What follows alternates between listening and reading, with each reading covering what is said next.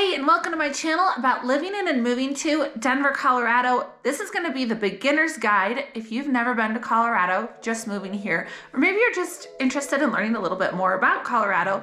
This is a really great beginner's guide for you. Let's get into it.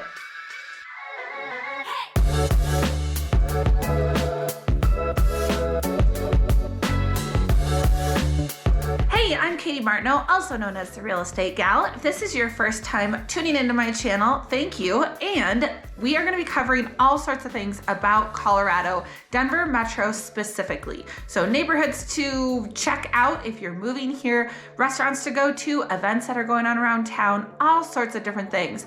In saying that, I would love for you to subscribe to my channel and hit that notification bell so that you get notified every time I release a video, which is twice a week. As mentioned, I am a licensed real estate agent in this state, so if you need help with buying, selling, or anything in between, I'm your gal. Would love for you to reach out to me, call, text, or email. The information is below. So we're going to be covering the 6 different topics about things that you should know before moving to Colorado. I wish that I had done a little bit more research before moving here, because these things were all items and bullet points that I wish I would have known a little bit so I could be more prepared and adapt a little bit quicker.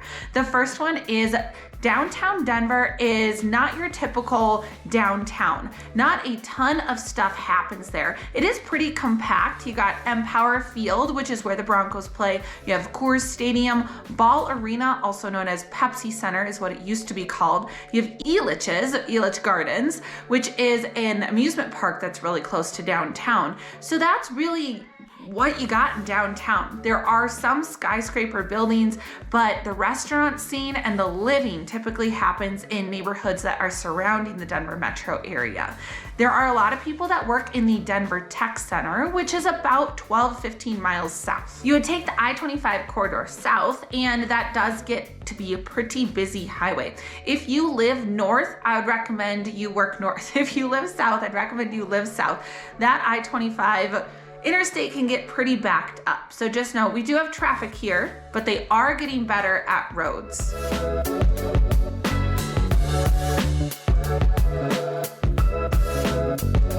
Which leads me into the second point of transportation. So like I said, they are improving roads. They're making lanes wider. Denver was a booming city. It just all of a sudden erupted. A ton of people came here. We had 70,000 people alone come last year. During COVID, during 2020, we also had about 70 or 80,000 people move here. In Colorado, we have really great sun here. It's 300 days of sun, and so people are just generally happy. They love to be out in the mountains, being active, enjoying the great outdoors. And so generally when you have a lot of vitamin D and a lot of sunshine, it creates more happiness and whatnot. And so because of that, Denver is a really great place to be. Anyway, with all of the people moving here, there were so many people moving here and the infrastructure just couldn't keep up. So there is traffic here, but they are getting better. We have a light rail system, and that will go north and south. We also have the light rail that goes up to the airport. We have a train that goes up to Winter Park, which is one of the mountains here, which I think is super fun because then you can avoid the traffic of people going to the mountains. You just go to Union Station, which is right downtown.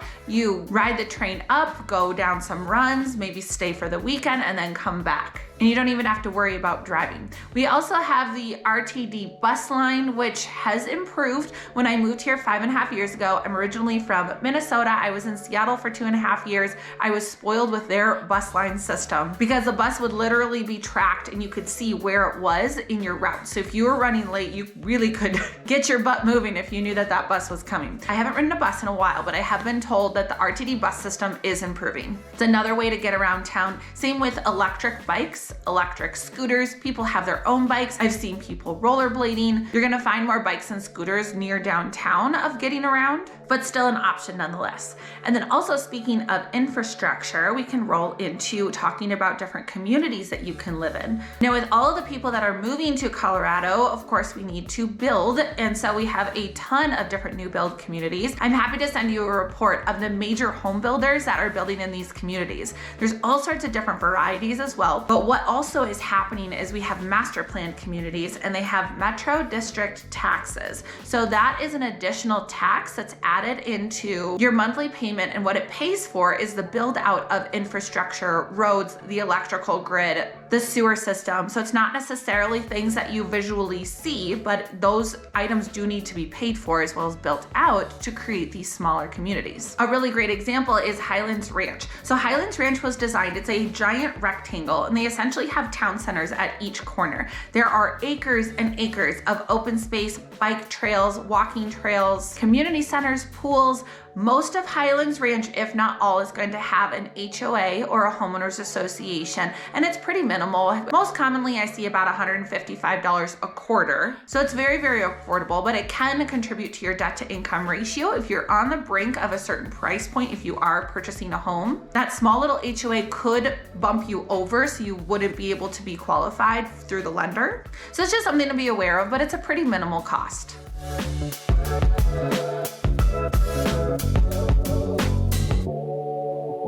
Now, Highlands Ranch is pretty established, but there are some other places, such as I had a client looking in Broomfield, and it all seems great and dandy. And then we looked at the taxes, and it's like, that's why there's a Metro District tax in this community. So definitely not a bad thing. You can absolutely get a new home that no one has lived in, as well as a community that no one has lived in as well. So it just depends what your preference is. Some of the master plan communities are very artfully designed. They are fantastic, where you actually don't even need to leave that neighborhood. A really great example is Parker, Colorado. Parker is still developing and has so much open space. It's fantastic. You really don't even need to plan a trip to go to the mountains to get outside and experience nature, because there is so many different options to choose from. Hiking, biking, rolling hills, trails, golf courses, grocery stores, amphitheaters. They have entertainment. There are arts and culture centers such as the Pace. They have a really, really great school district down there, and everything is just spread out. There's a lot of different communities in Colorado that are very similar to that. So you don't need to go downtown to experience nightlife or culture. You can experience them in those particular neighborhoods. Now, I have a fantastic guide. It's over 20 pages. I think it's 25 pages about just a little intro of Colorado. And if you are looking to move here, it'll help you kind of dictate where you want to be based off of your lifestyle. And it breaks down cities and what you can expect, kind of like what I'm doing in this video. So please reach out to me with my email address if you're interested in that introduction to Colorado guide. It is super helpful.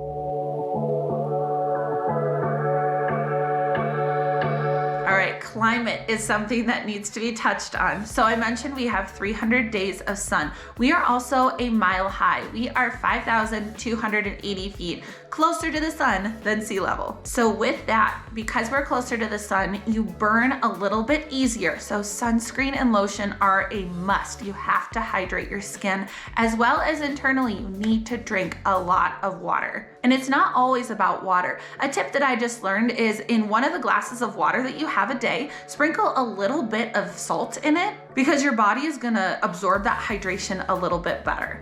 One of the things that I love to do for people that are visiting is give them a liquid IV stick. It is a little powder packet, ta-da! And you add it to a bottle of water. It's essentially as much hydration as 3 bottles of water. And it has a ton of electrolytes. It's powder, so it's super easy to travel with. I love taking these before I get on an airplane too, because of the elevation change. You know, your body, I call it inflates. Your body swells a little bit, but hydration is super key. I've had some people that come and visit and they don't hydrate, and the next day they just feel horrible. One of the things Colorado is known for is its fantastic brewery selection. We have all sorts of craft beers. We have tons of cocktail bars. Family Jones is a really fun one, and that's located in the Highlands. They make their own and distill their own spirits, and then they have these really fun craft cocktails. I know a ton of speakeasies. One of my favorites is Williams and Graham, which is also in the Highlands. It looks like a tiny little library with a bookshelf that slides open, and again, the bartenders make fantastic craft cocktails. So if you are drinking in Colorado, one, you're gonna get drunk a little bit quicker because we are at elevation, the air is a little bit thinner, and you're gonna feel like you're dehydrated or you got hit by a small bus. So these liquid IVs are huge lifesavers. You can get them online, or I always have them stocked in my car if we meet for coffee to chat about different neighborhoods of Colorado where you're looking to potentially buy a home or to rent. I'm always stocked with these. Another thing to note is if you are are coming to Colorado from sea level, so we're a mile high, if then you go to the mountains, you need to give your body time to acclimate. You need to make sure you're hydrated. There is a thing called altitude sickness. If you go from 0 to literally 10,000 feet, and you're up there for a couple days, maybe hiking and biking, really need to take it easy on yourself. You can be the fittest of the fit and you will struggle a little bit. So give yourself a little bit of grace, plan ahead, maybe fly into downtown, explore a little bit for a day or two, and then go up to the mountains because it can be a little taxing on your body.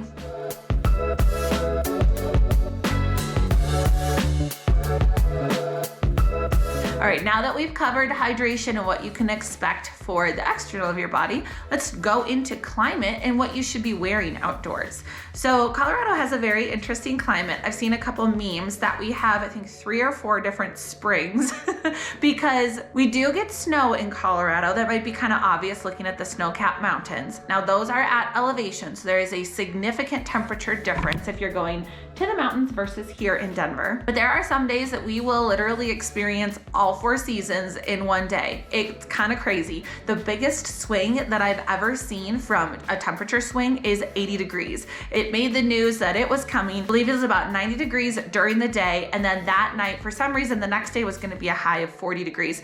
At night, it was 10 degrees. Like crazy that you go from literally summer to winter. So with that, you have to be prepared. Always keep a jacket in your car, always keep sunscreen, a variety of shoes. And I would say keep water in your car, but if you are in tune with plastic water bottles getting heated because of the low grade plastic, it can actually leach into the water. There's actually boxed water, which is pretty sweet. It's always good to have kind of your own, create your own survival pack in your car. And of course, before I moved here, my parents terrified me with a story because they did more research than I did before I moved here.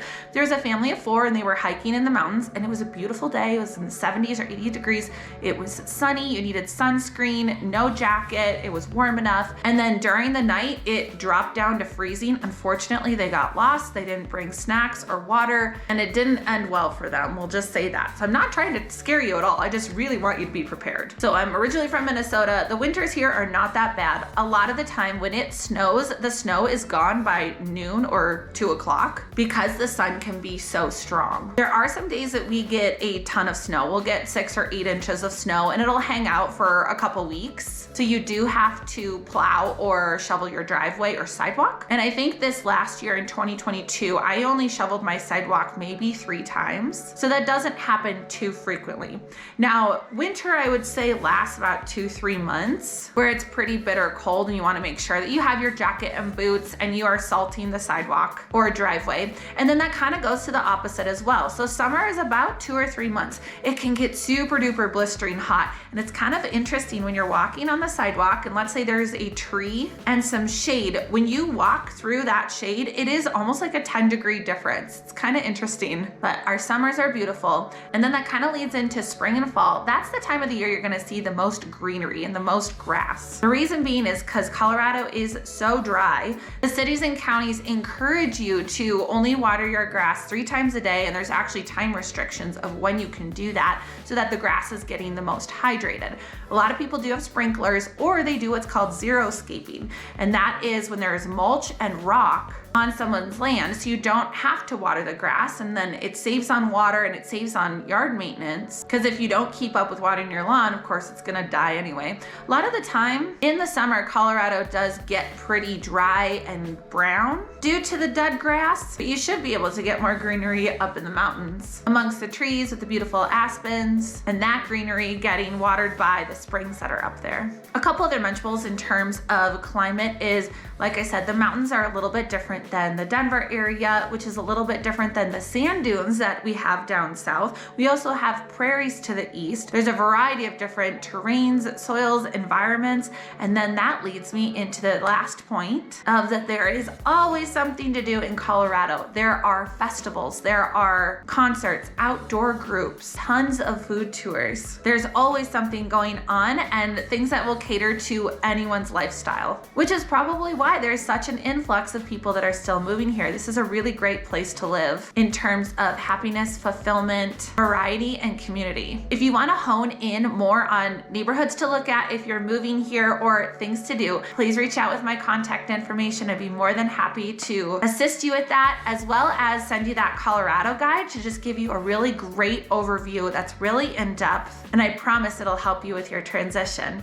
And also, if you haven't hit that subscribe button and that notification bell, please do that so you get notified every time I release a video, which is twice a week. I have a lot of neighborhood highlights where I drive the community and I fly my drone, so you can get a feel for what is going to be the best fit for you even before you move here. And in saying that, we have another neighborhood highlight coming later this week. See you then.